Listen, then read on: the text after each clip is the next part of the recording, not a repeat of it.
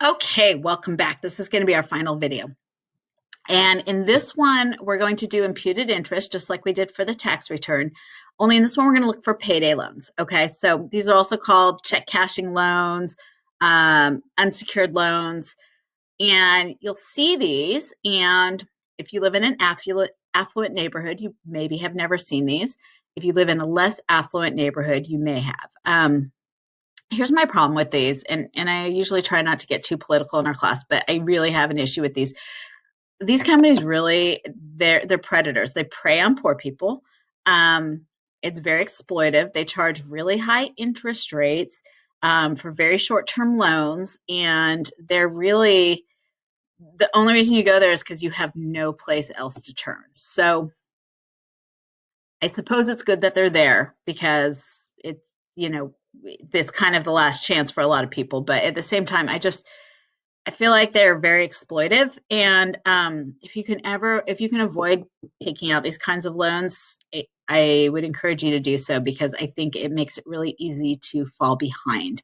And I do think they really prey on people who are lower income, which is not good. All right, but anyway, enough of that. Let's talk about how we actually calculate this.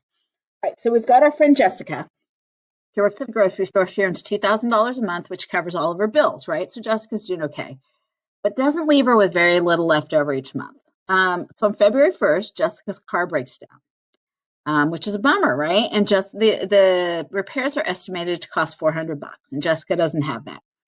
So she's got to have her car to go to work and school. Otherwise, she's gonna, not be able to go to school because again, we're not in a COVID time. But work especially, right? She's got to go to work. Otherwise, she's not going to get her $2,000 a month. She doesn't have any family nearby who can loan her the money. So Jessica's pretty desperate, and she goes to a quick cash payday loan store and borrows the $400 she needs. Per the terms of her loan, she must repay the entire $400 in 14 days when she gets her next paycheck. Okay, so these are they're usually very short-term loans, just till you get your next paycheck. She also has to pay interest of $60 when she repays the loan.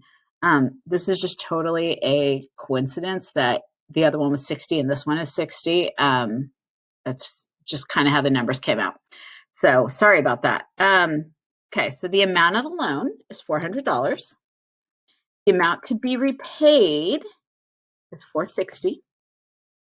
Again, we don't really need to know the term of the loan. The date of the loan is it's February 1st, 2020. The date of repayment is going to be February 15th, 2020, 14 days later. So to do our imputed interest, we're just going to go formulas, financial, and we're going to go to interest rate, INTRATE.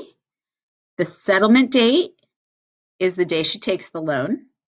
The maturity date is the date she repays the loan. The investment is the amount she borrowed, and the redemption is the amount that she's going to pay back. And Jessica is going to be paying an annual interest rate of 386%. Okay. And I got these numbers. I didn't just make them up. I actually got them from doing a little bit of research. So this could very well be a realistic situation. So you can see how a 386% interest rate for someone who's already just barely getting by, that just seems a little sickening. But anyway, it's not illegal. And that is a legal business. And I'm sure they help a lot of people. So I will let you make your own judgment. But what I really wanted you to see is if you end up in a situation where you need to borrow money, you're going to buy a car, you're going to buy a house, you get an investment opportunity. Someone says, hey, do you want to invest in my business? Here's how much you'll get back. I want to make sure you guys know how to calculate things. Also, we're going to do more of this time value of money in the next module. So this was just a little intro to it. So that is it. And I will see you next week.